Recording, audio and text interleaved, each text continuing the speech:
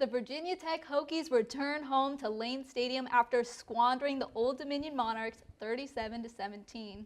After back-to-back wins, the Hokies are hoping to keep the good times rolling as they take on the Rutgers Scarlet Knights on Saturday at 3:30 p.m. Eastern Standard. From the beautiful Moss Arts Center, I'm Phoebe Winters, joined by Kima Crimmin and Hayden Tolbert, and we've got you covered for this edition of the 3304 Sports Kickoff Show. Guys, Tech picked up their first road win this weekend over the Monarchs, going 37-17, and they've now improved to 2-1 for the season.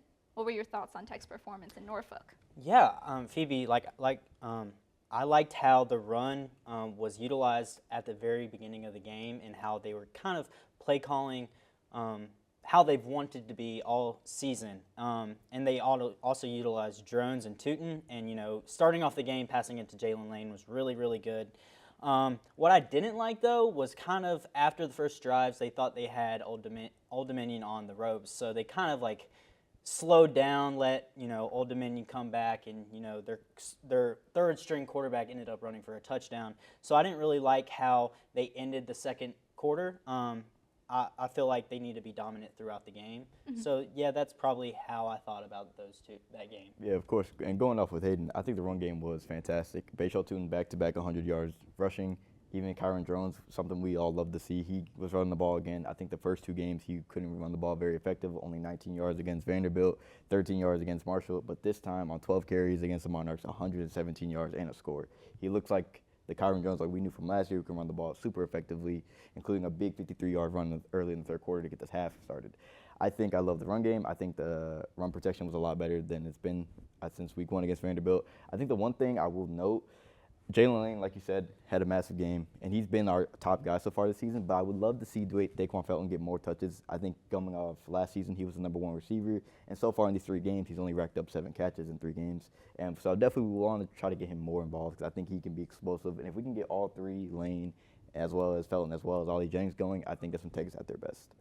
Yeah, well, it's always good to see a Hokie win, and while they did come out victorious, they were battered quite a bit. Tech had 5 players go down during the game. It was Bayshall Tootin, Ollie Jennings, Xavier Chaplin, Stephen Gosnell, and Kelly Lawson. Now, while Tootin and Gosnell were able to return to the game, the others did not. How do you guys think that these injuries are going to factor into tomorrow's game and the rest of the season? Well, you mentioned some big names there. I think I'll start defensively with Lawson. He was very limited in practice on Wednesday, but it seems like he'll be able to get some playing time. But I think we know that Caleb Woodson will probably get the start at backer tomorrow. And we saw what he did against Old Dominion. He came in and got 8 tackles, including a tackle for a loss. So I don't expect that to be too much of a change. I think he'll come in and just fill the spot perfectly. On the offensive side, we know Ollie Jennings. He's consistently on the field, as well as a guy like Stephen Gosnell, who's honestly showed up, and he's been a spark. He's second in the team with receiving yards. And, well, going back to Wednesday's practice, Jennings was a full participant, and Gosnell was limited. But we've seen guys so far, like backups like Takai Heath, Aiden Green, Xavier Turner-Bradshaw, guys who Brent Pryde is mixing into his offense to get reps as well. So I think the mindset is whoever he puts out there, he trusts to go out there and make plays as a perfect next man up mentality. As well as Xavier Chaplin, he got hurt early in the game against ODU, and backup Johnny Garrett came in, and he played pretty much the entire game, and he didn't allow up a single pressure or a single sack. So he did well. I think the idea is whoever the next man up is, play our style of ball, and the result will be what we want. Yeah, I agree. The next man up mentality is great for Virginia Tech. I mean, although Ollie Jennings, it's human nature to think that he's not going to come out the gate and just perform like he has at ODU. So, it's kind of expected that he's been lingering through these 3 games. I mean, other than that amazing catch he had against Vanderbilt. But, I mean, Rutgers is coming off of a bye, and only playing 2 games when Virginia Tech is pretty banged up on those first 3 games is kind of puts major pressure on Virginia Tech. So, the offensive line, like you said, Xavier Chaplin, and like Johnny Garrett, he didn't even have a nameplate on the back of his jersey. So I don't understand that aspect of it all, but I just think how they adjusted with Jalen Stroman going out against Vanderbilt, how they've adjusted on defense, offense. I think that's really great on how that next man up mentality can work into winning. I think that's ultimately just the beauty of this team. I think Brent Pryde's team is deep, and he can go deep into his depth chart and get whoever he wants out there and to make plays. And I think that's why he do so many rotations. And I think even when guys get hurt, we can expect them to come in and they'll be contributors. Yeah, I definitely agree. I think the depth is definitely super important, especially going into this season. And I mean, a win is a win, but I do feel like Saturday's matchup in Norfolk did kind of highlight some of those issues that we saw last season coming into this season. You know, we're still seeing those defensive breakdowns that really hurt Tech's run defense last season. So I want to get your guys' thoughts on Tech's defense so far this season. Yeah, I mean, obviously, Vanderbilt was probably their worst game going to Monsieur Delane, his worst game of his career. So the last 2 games, he's kind of picked it up with those 2 interceptions. So in the secondary, they're kind of figuring things out. But I'm not going to sugarcoat it. The run defense is not great. They're 113th in the nation. You know, with Rutgers' phenomenal running back, Kyle Manungai, you know, he's going to have an experience we all wanted in elementary school, a field day. So it's going to be a strong rushing attack from Rutgers. So they need to prepare well for him and the Scarlet Knights. Yeah, I think y'all both mentioned it. It's going to be the run defense. Going back to last year, Virginia Tech averaged they were allowed 148 rushing yards per game. So far in these 3 games, 190.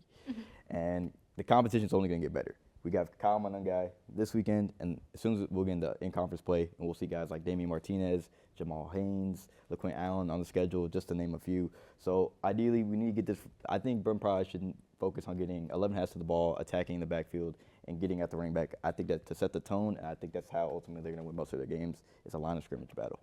All right, so we talked defense, but what about on the offensive side of the ball?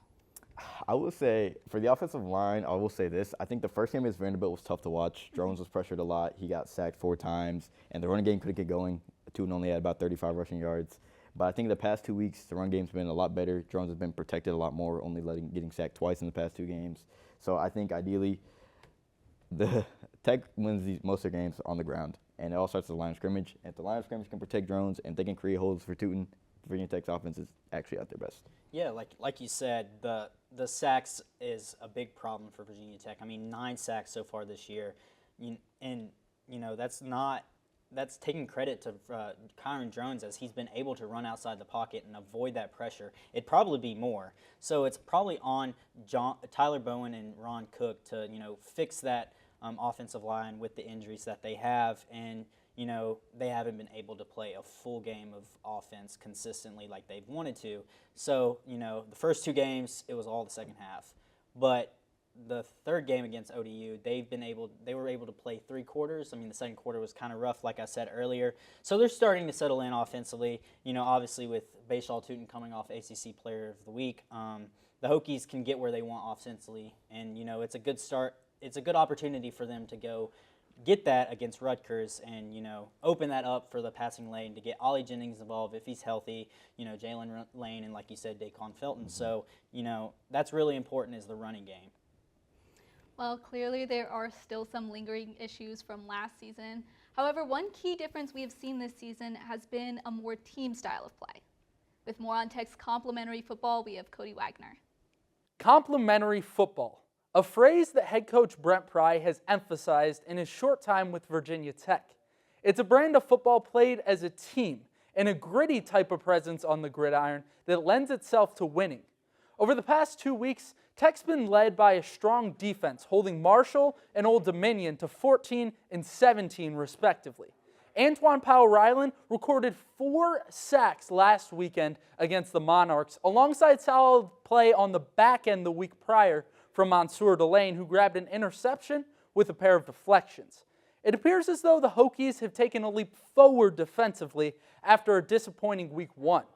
Expect this meeting with Rutgers to provide more answers as Virginia Tech rounds out their non-conference schedule here at home. And how about the offense, who's been showing some real improvements as of late? Although the production's been down for Kyron Drones, the past 2 weeks, offensive coordinator Tyler Bowen has elected for a more balanced attack. This meant 2 rushing touchdowns for Bashaw Tootin last weekend. The halfback reached the century mark versus both Old Dominion and Marshall. This Hokies offense has started to look good in all facets, and it goes back to the concept that Brent Pry has hammered into the minds of his players: complementary football. He intends on getting everyone involved and slowly but surely gaining an advantage across 60 minutes of play. And trust me, I know what you're saying. Pump the brakes a little bit. It's 2 wins over a group of 5 teams. But let's not forget, prior to last season, the most recent time Tech ended with a winning record was in 2019. I was a freshman in high school, still studying French. Bonjour.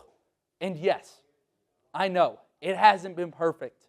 But you have to recognize that this Hokies program has been totally reinvented under Pry and will look to put on a show against the Scarlet Knights with some complimentary ball.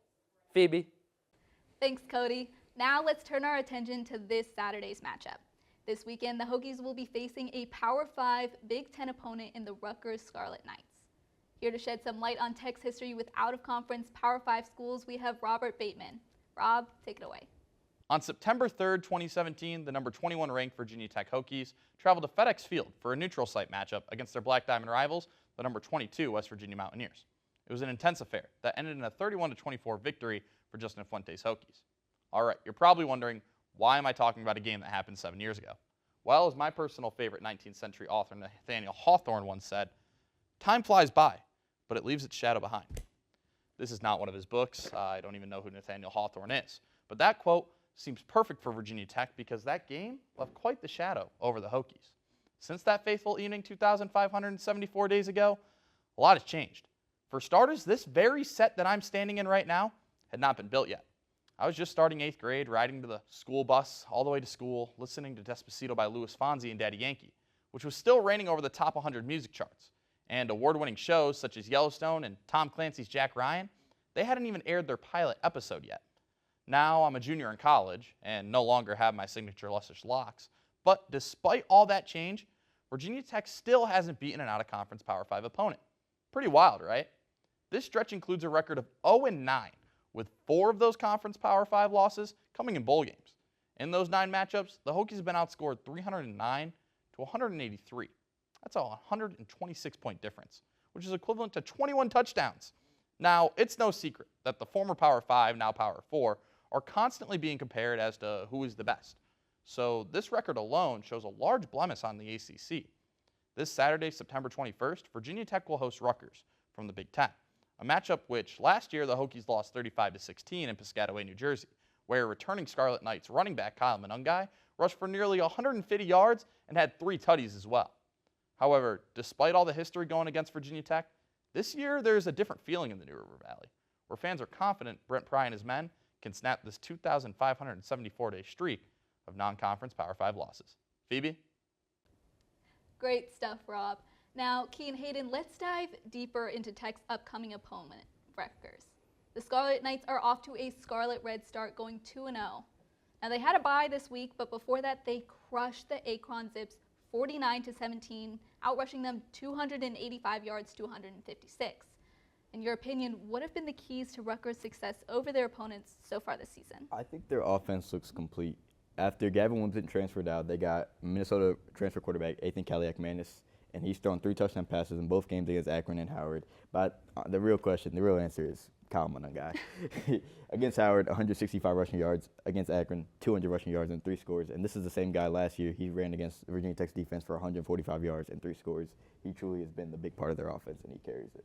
Yeah, I mean, they had only 2 games so far this year, and they're already 4th in the nation in rushing offense, and Kyle Monungai is 6th in the nation in rushing yards with 373. So it's definitely their strong sword in their offense.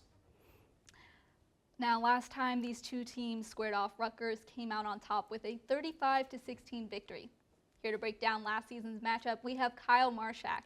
Kyle, what have you got for us? Thanks, guys. All right, when talking about Rutgers' strengths on the gridiron, you can't go more than 2 sentences without talking about the fact that they run the ball down their opponents' throats. That's their style of play. Now, the Scarlet Knights are 3rd in the Big Ten and 5th in FBS in rushing yards overall, and almost all of their work on the ground runs through their star running back, Kyle Monungai. This senior, at just 5'9", is still way taller than our host Phoebe Winters, who's 4'11", by the way, but he's been nothing short of a bowling ball downfield this season.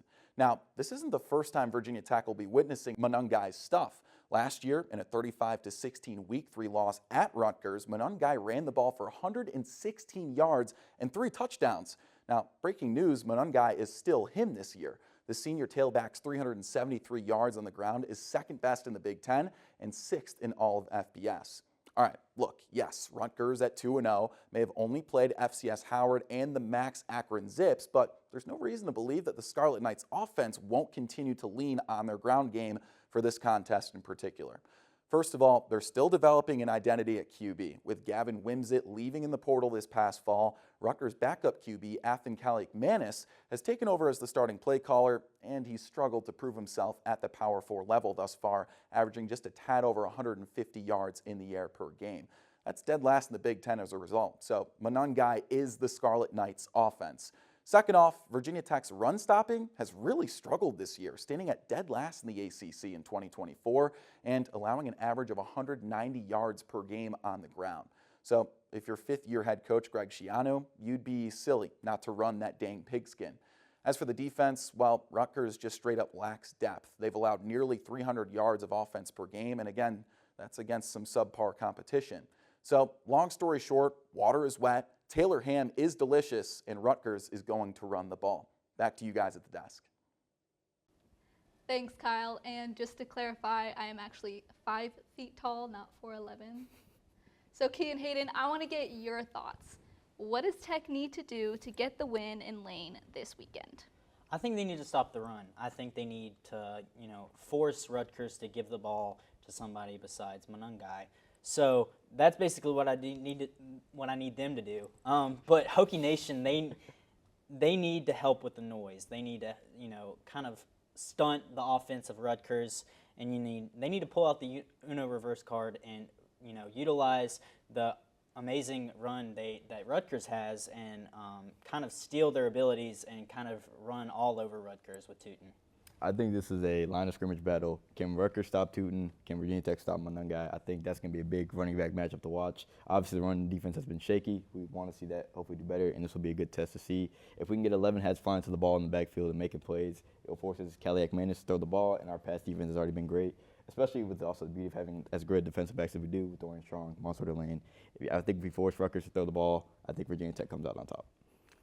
All right, well, before we close out, let's pick this week's games. First up, we have number 24 Illinois at number 22 Nebraska. Both teams have gone 3-0 so far this season. Who are you guys picking? Well, apparently Nebraska's got Patrick Mahomes reincarnated over there and Dylan Raiola, who's a true freshman star. But I really like Illinois' offense. With Luke Altmaier, quarterback, and Pat Bryant, receiving core, I think the Fighting Illini will get the win this weekend. I mean, yeah, like most middle school boys growing up, they would throw trash paper balls in the trash can and yell Kobe. And, I mean, that's what Dylan Raiola is kind of doing to an extreme.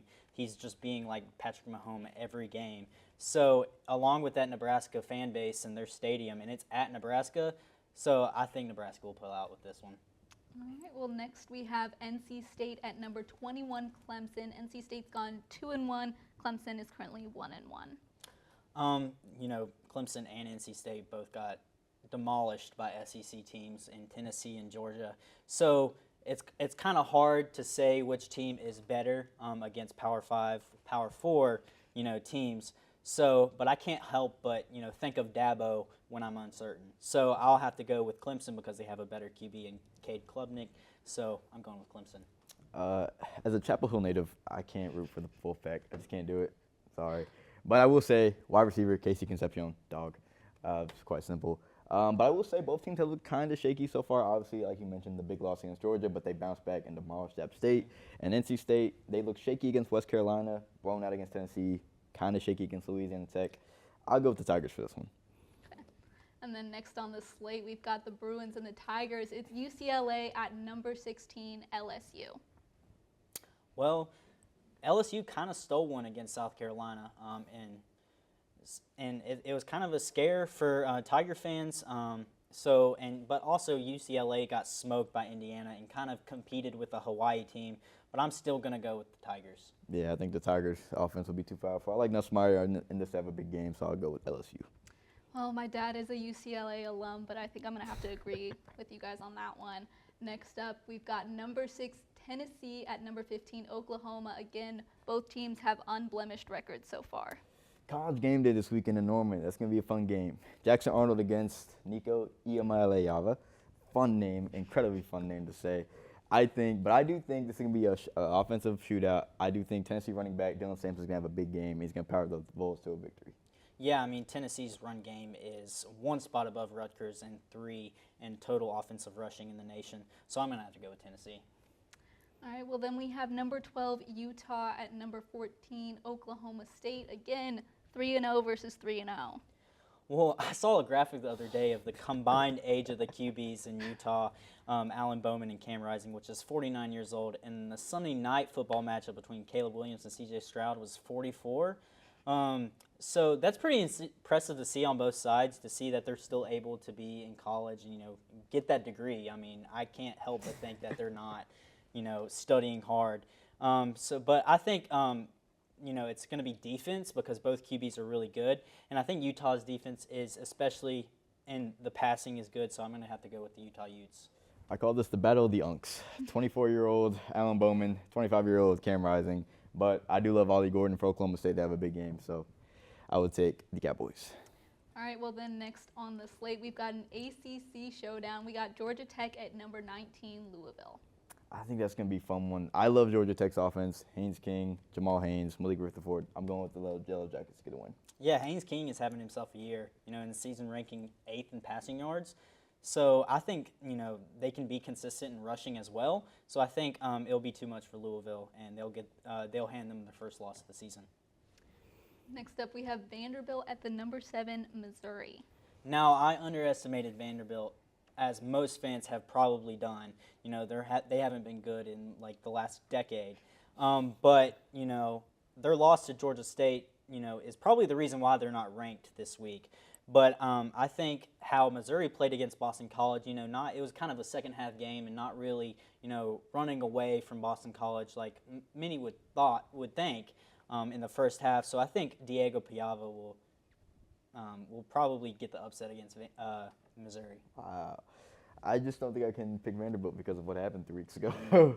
I was at that game in Nashville, definitely hard to watch. But I still think Brady Cook, Luther Burden, probably the best quarterback wide receiver duo in the nation. I actually do think they'll probably take care of the Commodores pretty easily. Okay, well, now I want to get your guys' thoughts on number 11, USC, at number 18, Michigan. I think this USC team is different than any Lincoln Riley team we've seen before. The defense is actually there. I know it sounds crazy, but the defense has played together, especially a big win against LSU to start the year. I actually do think Miller Moss will have a good game, so will Zachariah Branch, and I think they'll go into the big house and get a win. Yeah, like you said, like in the past years, people have said Pac-12 is only offense, and they make that transition to the Big Ten, and now they're have a good defense. But I think the change in QB for Michigan and Alex Orji is probably what's going to put them over the edge, and Wolverines are going to hit their groove and give Lincoln Riley their first loss of the season. All right, and then I have to get your guys' pick, Rutgers at Virginia Tech. I don't know. Being from here, I want to say Virginia Tech, but I'm putting all bias aside. I think Hokie fans will help them and keep it close throughout the game, but I think Kyle Monangai is going to be too much, and he's going to enter lane and exit the lights with a win for the Knights and be too much for the D-line. It's hard to argue against a guy like Kyle Monangai, but I do believe that with the intensity, another sold-out crowd, I think Lane Stadium will be pumping, and I do think the defense will be playing with intensity, and they're going to get to the backfield, they're going to get to the running back, and I think Kyron Drones and Bachel Toon will have a good day in the backfield, and the Hokies will come out with a tight win. All right, well, that'll wrap up this week's edition of the 3304 Kickoff Show. A special thanks to Cody Wagner, Robert Bateman, and Kyle Marshak for their outstanding contributions to the show, to Paul Spaulding and the rest of the production crew, to Key McCrimmon and Hayden Tolbert for joining me today. Signing off for 3304 Sports, I'm Phoebe Winters.